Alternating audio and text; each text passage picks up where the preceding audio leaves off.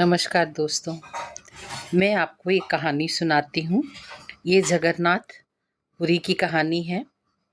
वहाँ पर एक रहती थी बहुत ही प्यारी भोली भाली एक लड़की जिसका नाम था कर्मा। कर्मा जैसे जैसे बड़ी बढ़ गई, उनको कर्मा के बचपन में ही माँ बाप चले गए थे, लेकिन कर्मा जैसे जैसे बड़ी होती गई वो ठाकुर जी को बड़ी परम भक्त थी। वो जगन्नाथ जी के हमेशा सेवा में लगी रहती थी, पूजा करती रहती थी जगन्नाथ जी का।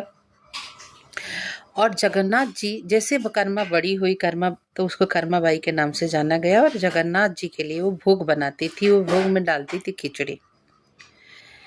जगन्नाथ जी को इतना खिचड़ी उनकी पसंद थी कि जगन्नाथ जी स्वयं कर्मा बाई के घर आते थे और उनके हाथों को बनी हुई खिचड़ी खाने के लिए। एक दिन क्या हुआ, कर्मा बाई प्रातःकाल खिचड़ी बना रही थी। वहीं से एक नगर का ब्राह्मण गुजर रहे थे। उन्होंने बोला, क्या बात है कर्मा भाई, अभी नदी पर स्नान करने नहीं गई, ये क्या कर रही हो? बोलती कि क्या करें, वो अभी खिचड़ी बना रही हूँ ठाकुर जी के लिए, क्योंकि उनको भूख लग जाती है ना। तो उन्होंने कहा, अरे क्या क्या कर रही हो कर्मा भाई, तौबा तौबा तौबा, तू बिना स्नान किए ठाकुर जी को भोग बना रही हो, अरे तुम तो नर्क में जाओगी। कर्मा बाई बड़ा सोच में पड़ी। दूसरा दिन उन्होंने क्या किया कि सुबह उठी, अपने घर के झाड़ू बुहारी करके नदी पर स्नान करने गई, आई और खिचड़ी बैठाई। इतने में बैठाई थी खिचड़ी कि ठाकुर जी आ गए।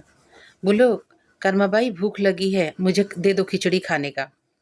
अब खिचड़ी तो बनी नहीं थी। अब किसी तरह जल्दी जल्दी बनाई और उनको खिचड़ी दे दी खाने के लिए।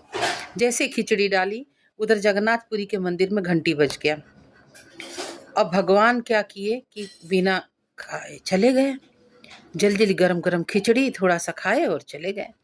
वहां जाके क्या देखते हैं कि पुजारी लोग मंदिर खोलते हैं तो देखते हैं कि वहां पर जगन्नाथ जी के मुंह में खिचड़ी लगी हुई है। बड़ा हल्ला हंगामा हुआ और पूछे, जगन्नाथ जी का मुख छोटा है। राजा को बुलाया गया। राजा बोले, इसने किसने किया? उसके बाद सब पुजारियों को दंड दिया गया। उसके बाद एक दिन ऐसा ही सोच रहे कि देखते हैं क्या होता है। एक दिन कर्मा बाई मर गई, बहुत बूढ़ी हो गई थी। एक दिन चली गई भगवान के धाम। अब देखे कि ठाकुर जी बड़ा उदास रहने लगे। कुछ भोग लगाए, खाए ना, उनके आंखों से आंसू आया।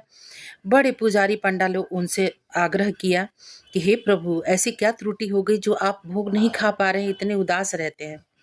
तब भगवान स्वप्न में राजा को बोले कि हे राजन, कर्मा बाई के हाथ का मैं खिचड़ी खाता था, अब कर्मा बाई इस दुनिया में नहीं रही, इसीलिए माता के लिए मैं उदास हूँ।